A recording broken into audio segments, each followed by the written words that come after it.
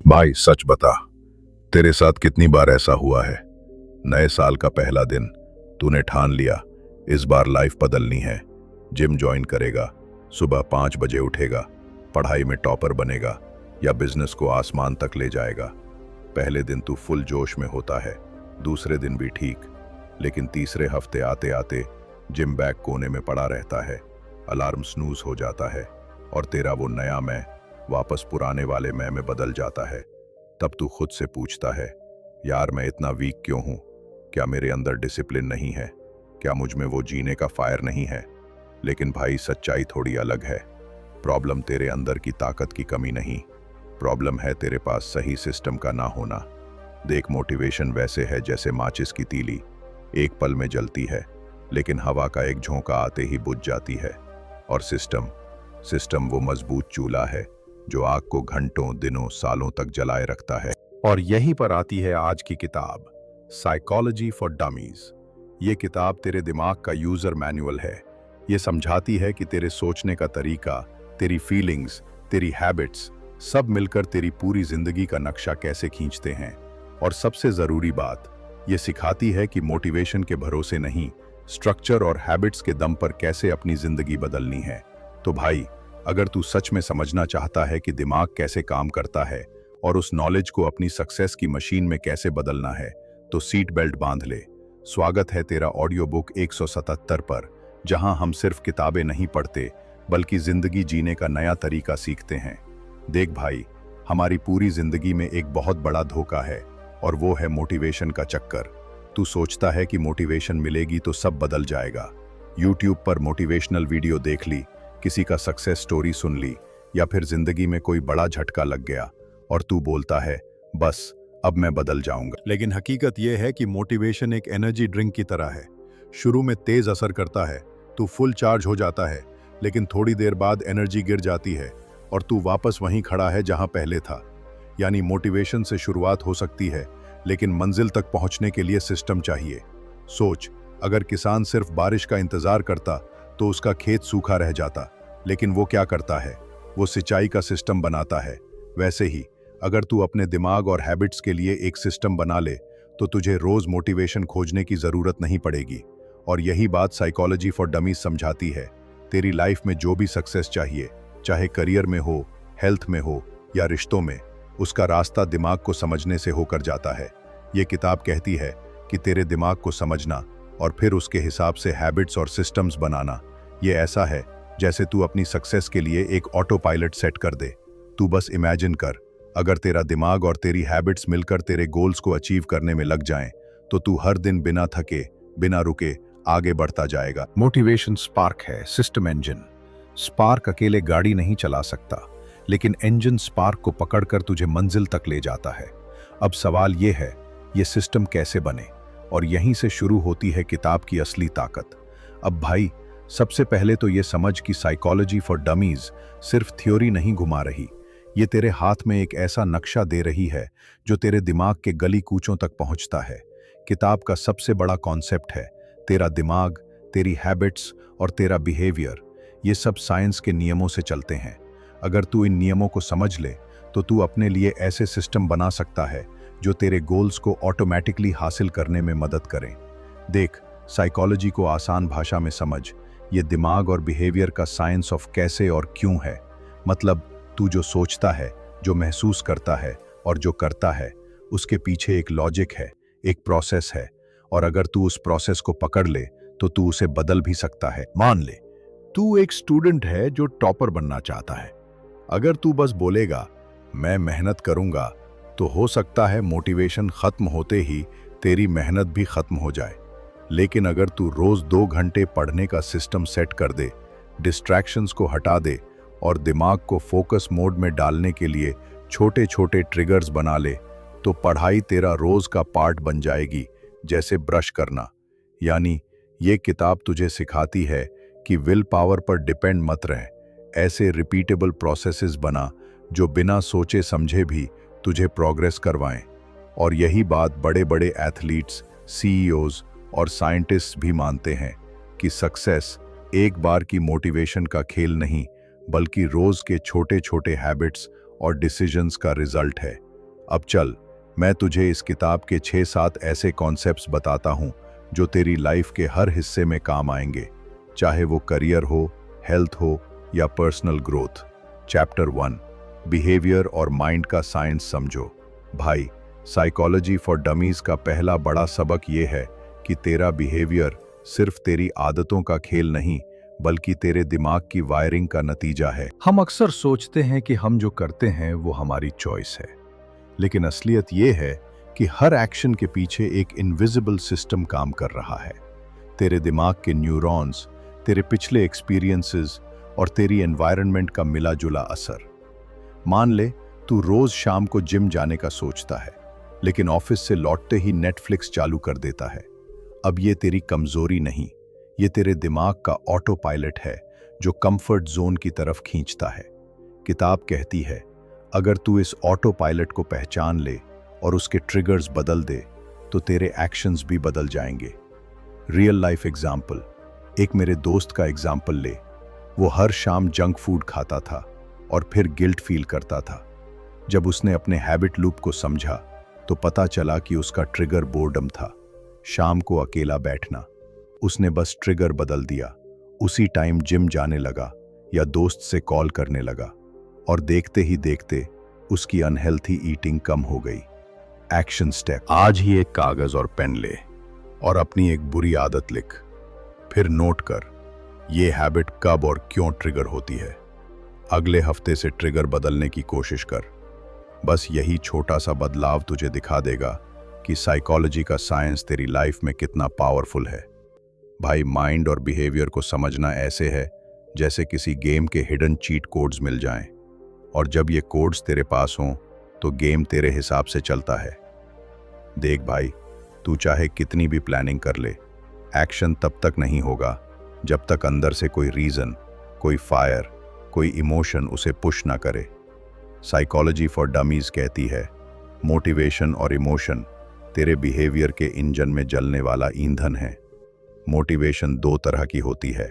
Intrinsic motivation, जब तू कुछ सिर्फ इसलिए करता है क्योंकि वो तुझे अच्छा लगता है, जैसे गिटार बजाना, ड्राइंग करना या वर्कआउट करके अच्छा फील करना। एक्सट्रिंसिक मोटिवेशन, जब तू कुछ बाहर के रिवॉर्ड या डर से करता है, जैसे अच्छे मार्क्स पाने के लिए पढ़ाई करना या सैलरी के लिए जॉब करना। समस्या यह है कि एक्सट्रिंसिक मोटिवेशन जल्दी खत्म हो जाती है और इंट्रिंसिक मोटिवेशन को जगाना थोड़ा मुश्किल होता है। लेकिन अगर तू दोनों का सही मिक्स बना ले तो तेरे गोल्स लंबे समय तक टिकते हैं। रियल लाइफ एग्जाम्पल, मान ले तू रनिंग शुरू करना चाहता है। अगर तेरी मोटिवेशन सिर्फ ये है कि लोग कहेंगे फिट दिख रहा है, तो ये एक्सट्रिंसिक है और जल्दी खत्म होगी। लेकिन अगर तू अपने अंदर ये रीजन डाल ले कि मुझे स्ट्रॉन्ग और एनर्जेटिक फील करना है, तो ये इंट्रिंसिक है और ज्यादा टिकेगी। एक्शन स्टेप, अपने हर गोल के लिए एक अंदरूनी रीजन इंट्रिंसिक और एक बाहरी रीजन एक्सट्रिंसिक लिख। जब भी मोटिवेशन कम हो, इन दोनों को पढ़ और याद कर कि तू ये काम क्यों शुरू किया था। किताब एक और चीज बताती है, इमोशन सिर्फ तेरी फीलिंग नहीं, बल्कि तेरे डिसीजन मेकिंग का एक्सेलरेटर है। पॉजिटिव इमोशंस तेरे एक्शंस को तेज करते हैं और नेगेटिव इमोशंस उन्हें ब्रेक लगा सकते हैं। तो अगर तू अपने इमोशंस को समझ ले और उन्हें हैंडल करना सीख जाए, तो तू अपने एक्शंस का मालिक बन सकता है, गुलाम नहीं। चैप्टर 3, लर्निंग और मेमोरी, दिमाग का अपग्रेड सिस्टम। भाई, सोच के देख, अगर तेरे दिमाग में आने वाली हर अच्छी बात, हर सीख, हर अनुभव लंबे समय तक तेरे साथ रहे और सही वक्त पर काम आए, तो तू कितना अनस्टॉपेबल बन जाएगा। साइकोलॉजी फॉर डमीज कहती है, लर्निंग और मेमोरी तेरे दिमाग का असली अपग्रेड सिस्टम है। लर्निंग मतलब सिर्फ किताबें पढ़ना या एग्जाम पास करना नहीं है। लर्निंग मतलब हर दिन अपने दिमाग में नए आइडियाज, नई स्किल्स और नए एक्सपीरियंसेस का डेटाबेस जोड़ना। और मेमोरी वो सिस्टम है जो इन सब को स्टोर करता है और जरूरत पड़ने पर निकालकर एक्शन में डालता है। तेरा दिमाग दो तरह की मेमोरी पर चलता है। शॉर्ट टर्म मेमोरी, जहां जानकारी थोड़े वक्त के लिए स्टोर होती है, जैसे तूने अभी मोबाइल नंबर सुना और 5 मिनट बाद भूल गया। लॉन्ग टर्म मेमोरी, जहां नॉलेज सालों तक रह सकती है, जैसे बचपन में साइकिल चलाना सीखा और आज भी आता है। रियल लाइफ एग्जाम्पल, मान ले तू एक नई लैंग्वेज सीख रहा है। अगर तू हफ्ते में एक बार रैंडम पढ़ेगा तो ज्यादातर बातें शॉर्ट टर्म मेमोरी में फंसकर गायब हो जाएंगी।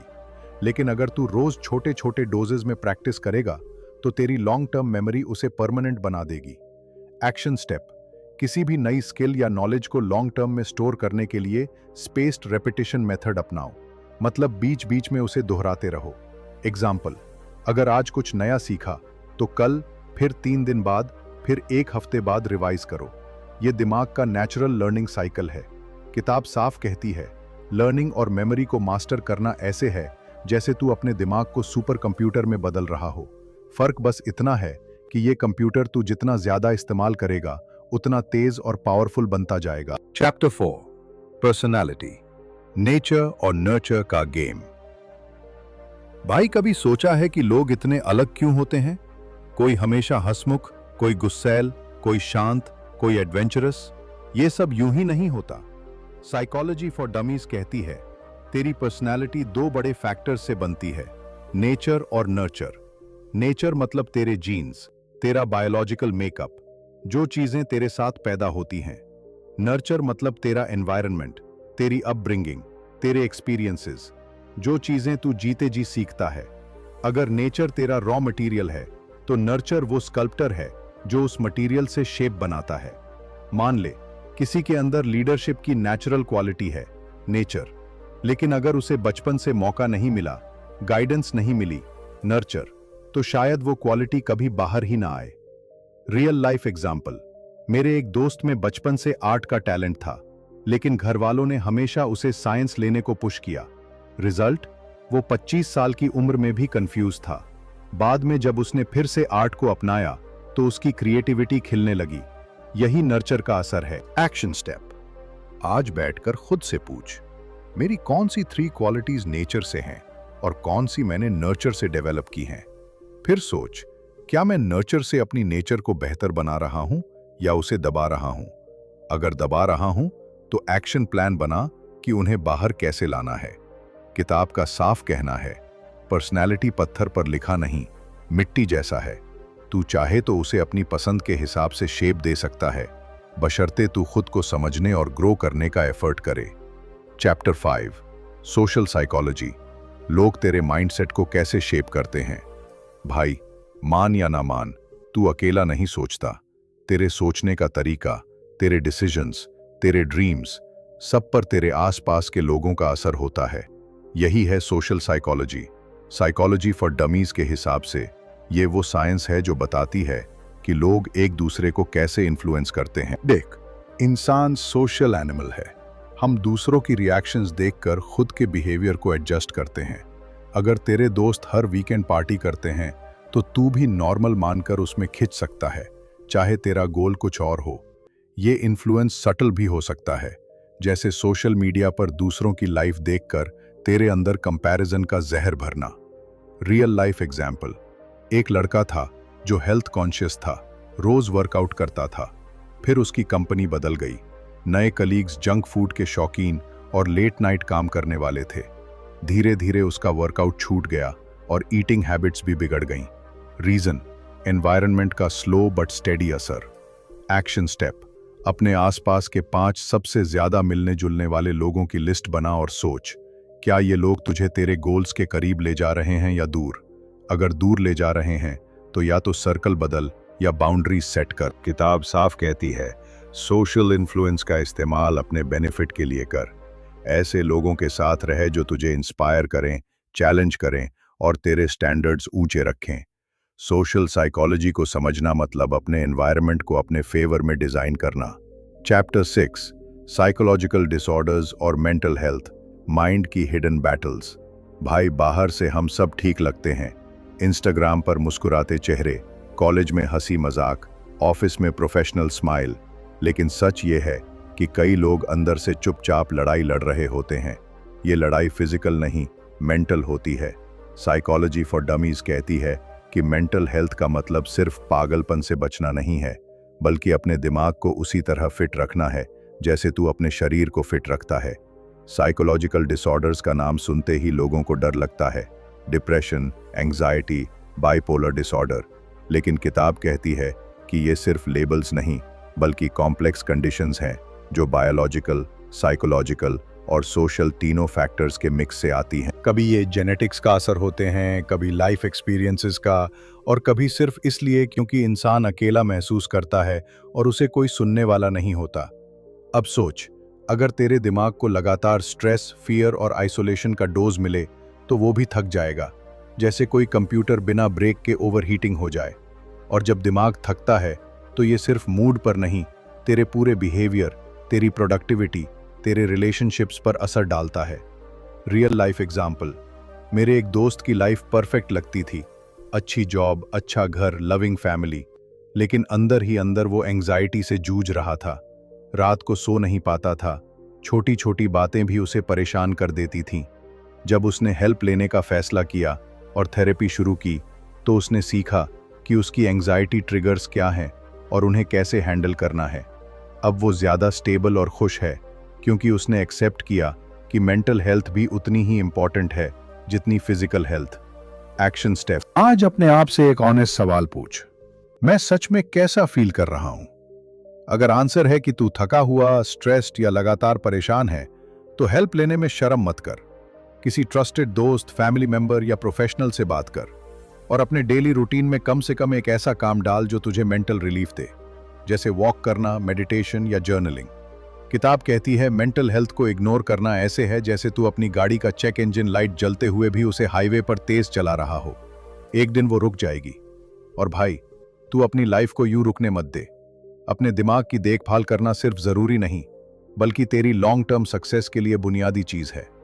चैप्टर 7, मोटिवेशन से आगे, हैबिट्स और सिस्टम्स का असली खेल। भाई, अब असली गेम शुरू होता है। देख, मोटिवेशन तो शुरुआत करवा देता है, लेकिन असली मंजिल तक पहुंचाने वाला है सिस्टम और हैबिट्स। साइकोलॉजी फॉर डमीज इस बात पर जोर देती है कि अगर तू लाइफ में कुछ बड़ा पाना चाहता है तो रोज रोज इंस्पिरेशन ढूंढने के बजाय ऐसे सिस्टम्स बना जो तेरे एक्शंस को ऑटोमेटिक बना दें। हैबिट्स का खेल सिंपल है, छोटे छोटे स्टेप्स, बार बार कंसिस्टेंसी के साथ। और सिस्टम का मतलब है एक ऐसा स्ट्रक्चर जिसमें तेरे हैबिट्स पनप सकें। मान ले तू फिटनेस चाहता है, मोटिवेशन कहेगा चल आज जिम चलते हैं, लेकिन सिस्टम कहेगा हर दिन शाम 6 बजे वर्कआउट, चाहे मूड हो या ना हो। मोटिवेशन मूड पर डिपेंड करता है, सिस्टम कमिटमेंट पर। रियल लाइफ एग्जाम्पल, एक दोस्त था मेरा जिसने लिखा कि वो साल भर में 20 किताबें पढ़ेगा। शुरू में मोटिवेशन हाई थी, लेकिन 3 हफ्तों में खत्म। फिर उसने सिस्टम बनाया, हर रात सोने से पहले 20 मिनट पढ़ना। साल खत्म होने से पहले ही उसने 25 किताबें खत्म कर दी। Action step. अपने एक गोल को लो और उसके लिए सिस्टम डिजाइन करो। टाइम, प्लेस और प्रोसेस फिक्स कर दो। एग्जाम्पल, सुबह 7 बजे पार्क में 30 मिनट वॉक। इसे हर दिन रिपीट करो, बिना एक्सक्यूज। किताब कहती है जब हैबिट्स और सिस्टम्स मिल जाते हैं तो सक्सेस तेरे लिए ऑप्शन नहीं, डिफॉल्ट बन जाती है। सोच, अगर तेरे हर इंपॉर्टेंट गोल के लिए ऐसे सिस्टम्स हों तो जिंदगी में पीछे मुड़कर देखने का सवाल ही नहीं उठता। की टेकअवेज। 1. साइकोलॉजी, इंसानों के दिमाग का असली खेल। भाई जरा सोच, तेरे आसपास जो भी इंसान हैं, दोस्त, परिवार, ऑफिस वाले, यहां तक कि तू खुद, सबके एक्शंस के पीछे कोई ना कोई वजह होती है। कोई सुबह 5 बजे उठकर दौड़ता है, कोई देर तक सोता है, कोई जल्दी गुस्सा हो जाता है तो कोई हर हाल में शांत रहता है। ये सब यूं ही नहीं होता, इसके पीछे एक गहरा साइंस है और वही है साइकोलॉजी, यानी मनोविज्ञान। मनोविज्ञान इंसानी व्यवहार, बिहेवियर और मानसिक प्रक्रियाओं, मेंटल प्रोसेसेस का वैज्ञानिक अध्ययन है। इसका मतलब ये सिर्फ ये नहीं देखता कि लोग क्या करते हैं, बल्कि ये भी समझने की कोशिश करता है कि वो क्यों और कैसे करते हैं। और ये काम बिना अंदाजा लगाए पूरी साइंटिफिक मेथड के साथ किया जाता है, एक्सपेरिमेंट्स, सर्वेज, केस स्टडीज और ऑब्जर्वेशन जैसे टूल्स से। साइकोलॉजिस्ट्स थियरीज बनाते हैं जो इंसानी बिहेवियर को समझने और फ्यूचर एक्शंस की भविष्यवाणी करने में मदद करती हैं, और फिर उन्हें और रिसर्च के जरिए टेस्ट किया जाता है। ये फील्ड बहुत बड़ा है। इसमें कॉग्निशन, सोचना, याद रखना, प्रॉब्लम सॉल्विंग, इमोशंस और मोटिवेशन, पर्सनालिटी और इंडिविजुअल डिफरेंसेस, सोशल बिहेवियर और रिश्ते, ह्यूमन डेवलपमेंट, बचपन से बुजुर्गी तक, और साइकोलॉजिकल डिसऑर्डर्स व उनका इलाज सब शामिल है। सबसे मजेदार बात यह है कि साइकोलॉजी सिर्फ थ्योरी नहीं, प्रैक्टिकली हर जगह काम आती है। क्लिनिकल साइकोलॉजी मेंटल हेल्थ के ट्रीटमेंट में, एजुकेशनल साइकोलॉजी पढ़ाई और टीचिंग मेथड्स को बेहतर बनाने में, industrial organisational psychology workplace performance और कल्चर को सुधारने में, स्पोर्ट्स साइकोलॉजी एथलीट्स का परफॉर्मेंस बढ़ाने में, और फॉरेंसिक साइकोलॉजी क्राइम सॉल्विंग और जस्टिस सिस्टम में मदद करती है। सीधी भाषा में कहूं तो साइकोलॉजी इंसानी दिमाग का यूजर मैनुअल है। इसे समझकर तू अपने और दूसरों के बिहेवियर को डिकोड कर सकता है, अपनी हैबिट्स और माइंडसेट को बदल सकता है और जिंदगी को अपने हिसाब से डिजाइन कर सकता है। 2. मानव मस्तिष्क और तंत्रिका तंत्र, मनोविज्ञान की जैविक नींव। भाई, अगर साइकोलॉजी इंसानी दिमाग का यूजर मैनुअल है तो उसका हार्डवेयर है मानव मस्तिष्क, ब्रेन और तंत्रिका तंत्र, नर्वस सिस्टम। ये दोनों तेरे बिहेवियर, सोचने समझने की क्षमता और इमोशंस के पीछे की असली ताकत हैं। तेरा दिमाग एक मास्टर कंट्रोल रूम की तरह है जो तेरे शरीर और माइंड के हर काम को निर्देश देता है। इसके अंदर अरबों न्यूरॉन्स, नर्व सेल्स होते हैं जो एक दूसरे से बिजली और केमिकल्स के जरिए बात करते हैं, जैसे व्हाट्सएप मैसेजेस, लेकिन सुपर फास्ट स्पीड पर। नर्वस सिस्टम का काम है ये सिग्नल्स पूरे शरीर में भेजना और लाना, ताकि तू हिल सके, बोल सके, महसूस कर सके और सोच सके। नर्वस सिस्टम के 2 मेन पार्ट्स हैं। सेंट्रल नर्वस सिस्टम CNS, इसमें दिमाग और रीढ़ की हड्डी स्पाइनल कॉर्ड आते हैं जो मेन प्रोसेसिंग यूनिट है। पेरिफेरल नर्वस सिस्टम PNS, ये दिमाग और स्पाइनल कॉर्ड को तेरे शरीर के बाकी हिस्सों से जोड़ता है ताकि कमांड और इंफॉर्मेशन दोनों तरफ स्मूथली जाएं। तेरे दिमाग के अलग अलग हिस्से अलग काम के लिए बने हैं। Frontal lobe planning, decision making और प्रॉब्लम सॉल्विंग संभालता है। टेम्पोरल लोब सुनने और याद रखने का काम करता है। ऑक्सीपिटल लोब विजन के लिए है और पैराइटल लोब टच और स्पेशल अवेयरनेस को मैनेज करता है। साइकोलॉजी मानती है कि ये बायोलॉजिकल सेटअप सीधा तेरे बिहेवियर और मेंटल प्रोसेसेस को शेप करता है, यानी दिमाग में जो वायरिंग है वही तेरे सोचने और रिएक्ट करने के तरीके को तय करती है। इसका सीधा मतलब ये है कि अगर तू अपने ब्रेन को हेल्दी रखेगा, अच्छी नींद, सही खाना, रेगुलर एक्सरसाइज और माइंड चैलेंजिंग एक्टिविटीज से, तो तेरी सोच, तेरी मेमोरी, तेरी क्रिएटिविटी और तेरे इमोशंस सब टॉप गियर में काम करेंगे। और भाई, जब दिमाग सही चलेगा तो पूरी जिंदगी स्मूथ चलेगी। 3. चेतना, संवेदना और बोध, हमारी वास्तविकता का अनुभव। भाई, तेरी दुनिया वैसी नहीं है जैसी वो असल में है। तेरी दुनिया वैसी है जैसी तेरा दिमाग उसे महसूस करता है। और ये पूरा खेल चलता है 3 बड़े खिलाड़ियों पर: चेतना, संवेदना और बोध। चेतना वो अवस्था है जिसमें तू खुद के विचारों, भावनाओं और आसपास के माहौल के बारे में अवेयर रहता है। ये तेरी वेकिंग स्टेट भी हो सकती है या फिर सपनों में भी एक अलग तरह की चेतना हो सकती है। संवेदना वो प्रोसेस है जिसमें तेरी इंद्रियां, आंख, कान, त्वचा, नाक, जीभ बाहरी दुनिया से रॉ डेटा लेती हैं, रोशनी, आवाज, स्पर्श, गंध, स्वाद। लेकिन यहां तक पिक्चर अधूरी है। इसके बाद आता है बोध, जो इन रॉ सिग्नल्स को मीनिंग देता है। यानी आंखों ने बस लाइट और शेप्स देखी, लेकिन परसेप्शन ने उसे दोस्त का चेहरा के रूप में पहचान लिया। मनोविज्ञान के हिसाब से परसेप्शन हमेशा न्यूट्रल नहीं होती। तेरे पिछले एक्सपीरियंसेस, बिलीव्स, मूड और एक्सपेक्टेशंस तेरे देखने सुनने को फिल्टर कर देते हैं।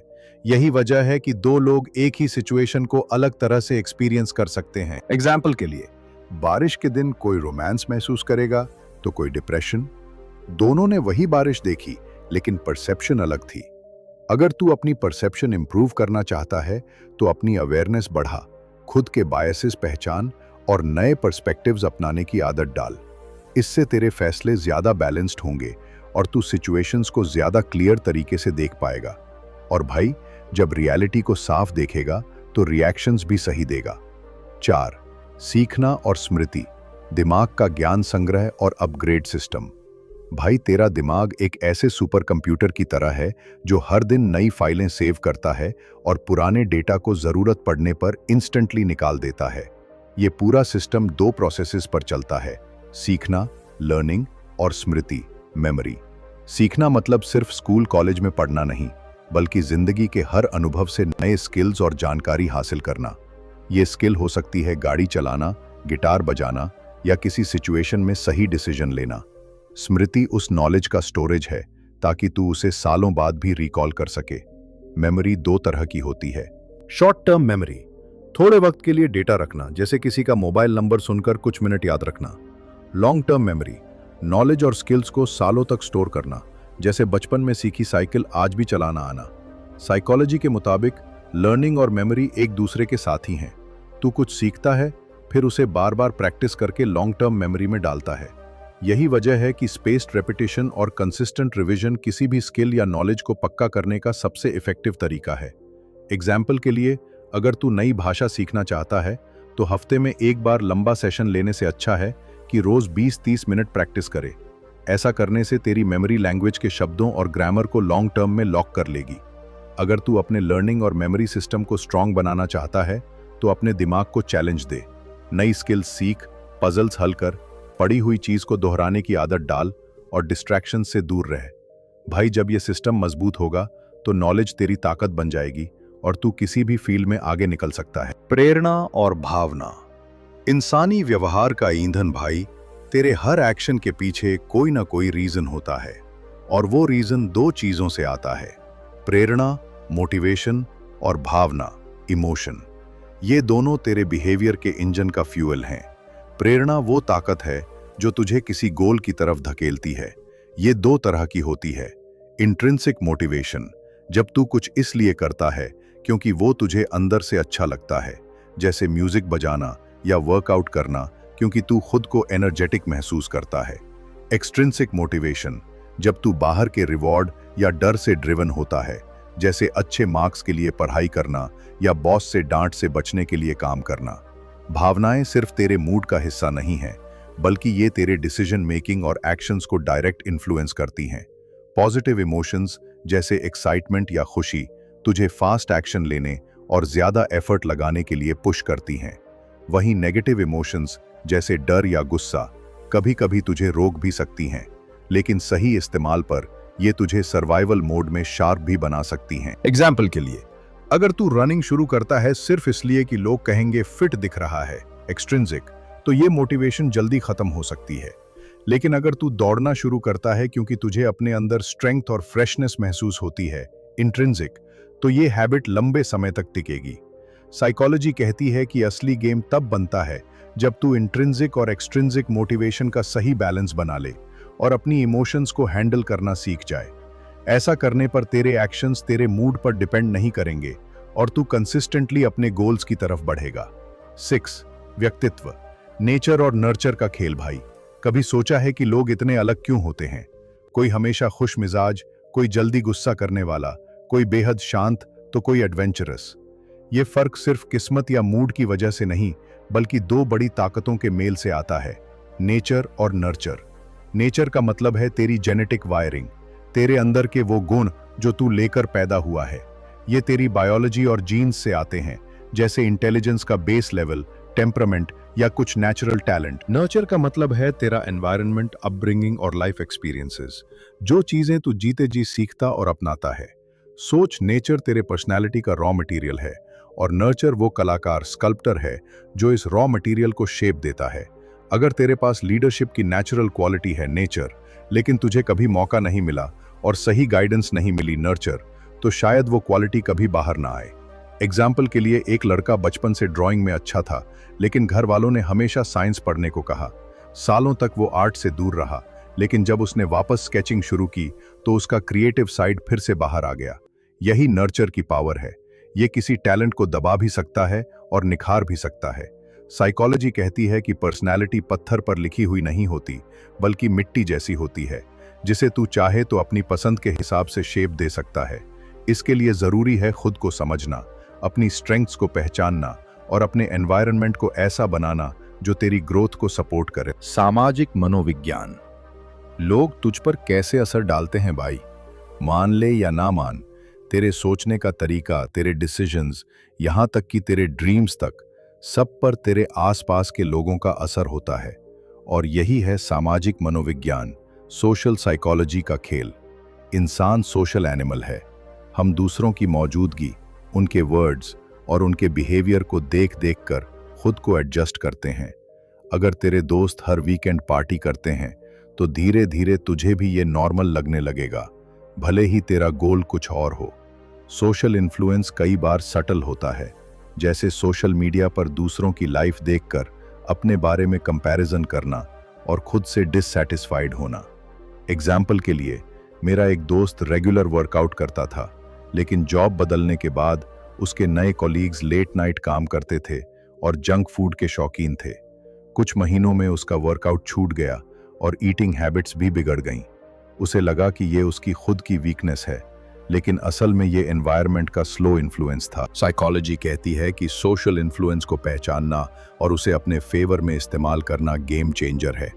अगर तू ऐसे लोगों के साथ रहेगा जो तुझे इंस्पायर करते हैं, चैलेंज करते हैं और हाई स्टैंडर्ड्स रखते हैं, तो तेरी ग्रोथ भी तेजी से होगी।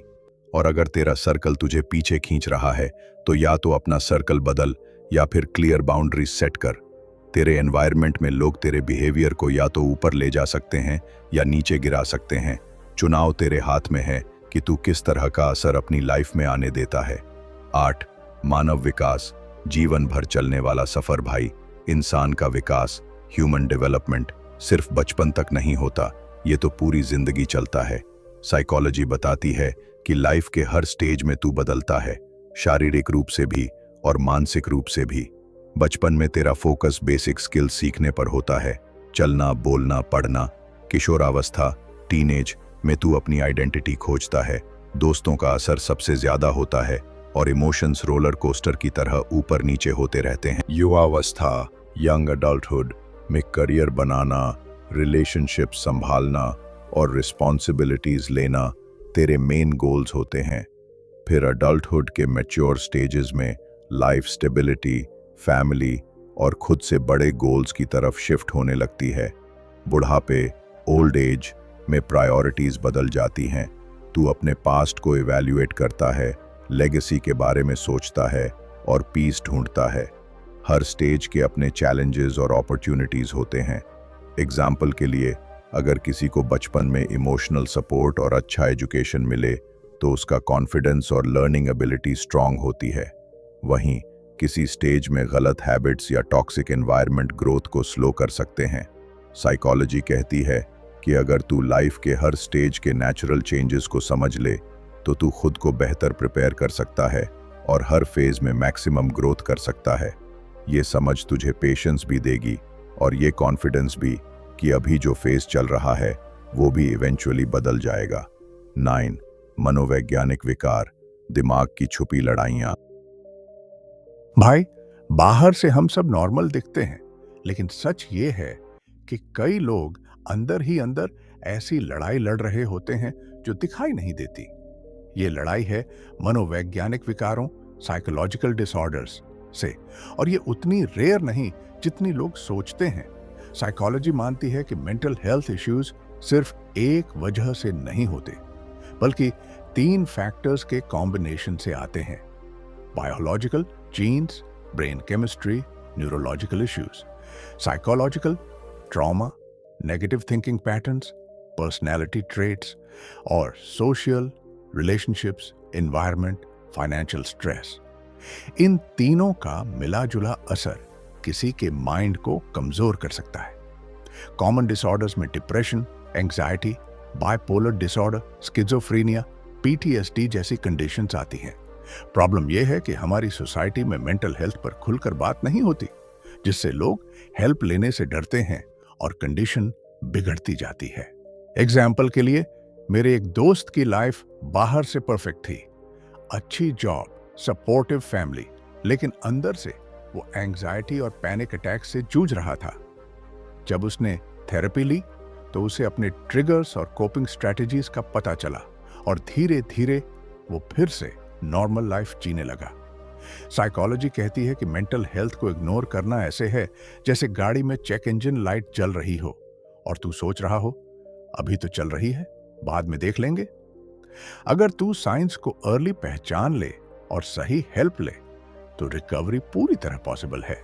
और भाई, ये वीकनेस नहीं, ये स्मार्टनेस है कि तू अपने दिमाग की देखभाल करे। 10. उपचारात्मक दृष्टिकोण, मानसिक स्वास्थ्य को बेहतर बनाने के रास्ते। भाई, जैसे शरीर बीमार होने पर डॉक्टर और दवा की जरूरत होती है, वैसे ही दिमाग और मन के लिए भी सही इलाज और देखभाल जरूरी है। साइकोलॉजी में ऐसे कई उपचारात्मक दृष्टिकोण, थेरेप्यूटिक अप्रोचेस हैं जो मेंटल हेल्थ और ओवरऑल वेलबींग को बेहतर बनाने के लिए बनाए गए हैं। ये अप्रोचेस अलग अलग तरह के लोगों और सिचुएशंस के लिए डिजाइन्ड हैं। कॉग्निटिव बिहेवियरल थेरेपी, सीबीटी, ये तुझे नेगेटिव सोच के पैटर्न्स को पहचानने और उन्हें पॉजिटिव रियलिस्टिक सोच में बदलने में मदद करती है। साइकोडायनेमिक थेरेपी, ये तुझे तेरे सबकॉन्शियस माइंड में छुपी पुरानी यादों और कॉन्फ्लिक्ट्स को एक्सप्लोर कराती है ताकि तू उन्हें समझकर हील कर सके। ह्यूमनिस्टिक थेरेपी, इसमें फोकस है सेल्फ ग्रोथ और सेल्फ अवेयरनेस पर ताकि तू अपने पोटेंशियल को पूरी तरह यूज कर सके। ग्रुप थेरेपी, इसमें तू दूसरों के साथ अपनी फीलिंग्स शेयर करता है जिनके एक्सपीरियंसेस मिलते जुलते होते हैं और एक दूसरे से सपोर्ट मिलता है। मेडिकेशन प्लस थेरेपी कॉम्बिनेशन, कुछ केसेस में दवा और काउंसलिंग साथ में दी जाती है ताकि बायोलॉजिकल और साइकोलॉजिकल दोनों इश्यूज एड्रेस हो सकें। एग्जाम्पल के लिए, अगर कोई एंजाइटी से जूझ रहा है तो थेरेपिस्ट पहले उसकी सोचने की आदतों को समझेगा, फिर उसे प्रैक्टिकल कोपिंग स्किल्स सिखाएगा और अगर जरूरत पड़ी तो साइकाइट्रिस्ट दवा भी प्रिस्क्राइब करेगा। साइकोलॉजी कहती है कि थेरेपी सिर्फ तब नहीं लेनी चाहिए जब हालत बहुत खराब हो जाए, बल्कि ये प्रिवेंटिव केयर की तरह भी काम कर सकती है ताकि तू स्ट्रेस, इमोशंस और चैलेंजेस को पहले से हैंडल कर पाए। और भाई, दिमाग की देखभाल करना लग्जरी नहीं, नेसेसिटी है। सारांश, अपने दिमाग का मालिक बन, गुलाम नहीं भाई। आज तूने साइकोलॉजी फॉर डमीज के जरिए अपने दिमाग और बिहेवियर का पूरा नक्शा देख लिया। अब तेरे पास सिर्फ नॉलेज नहीं, बल्कि वो ब्लूप्रिंट है जिससे तू अपनी जिंदगी को डिजाइन कर सकता है। हमने समझा कि साइकोलॉजी असल में इंसानी बिहेवियर और मेंटल प्रोसेसेस का साइंस है और तेरे हर थॉट, फीलिंग और एक्शन के पीछे एक लॉजिक है। हमने देखा कि तेरा दिमाग और तंत्रिका तंत्र तेरे बिहेवियर का कंट्रोल रूम है और चेतना, संवेदना और बोध तेरी पूरी रियलिटी को शेप करते हैं। तूने सीखा कि लर्निंग और मेमोरी तेरे दिमाग का अपग्रेड सिस्टम है और मोटिवेशन ऑफ इमोशन तेरे एक्शंस का फ्यूल है। हमने जाना कि तेरी पर्सनालिटी नेचर और नर्चर के मिक्स से बनती है और सोशल इन्फ्लुएंस तुझे या तो ऊपर खींच सकता है या नीचे गिरा सकता है। ह्यूमन डेवलपमेंट का सफर पूरी जिंदगी चलता है और हर स्टेज में ग्रोथ के नए मौके आते हैं। साथ ही साइकोलॉजिकल डिसऑर्डर्स व हिडन बैटल्स हैं जिन्हें नजरअंदाज करना खतरनाक है और थेरेप्यूटिक अप्रोचेस व टूल्स हैं जिनसे तू अपने माइंड को हील और स्ट्रेंथन कर सकता है। अब सवाल यह है, तू इस नॉलेज का क्या करेगा? बस सुनकर भूल जाएगा या एक्शन लेगा? अगर सच में तू चाहता है कि तेरी हैबिट्स, माइंडसेट और एनवायरनमेंट तेरी ग्रोथ के लिए काम करे, तो आज से एक छोटा स्टेप ले।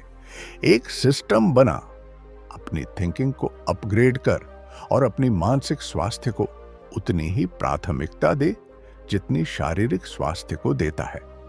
भाई, अपने दिमाग का मालिक बन, क्योंकि जब माइंड कंट्रोल में होगा तो पूरी जिंदगी तेरे कंट्रोल में होगी।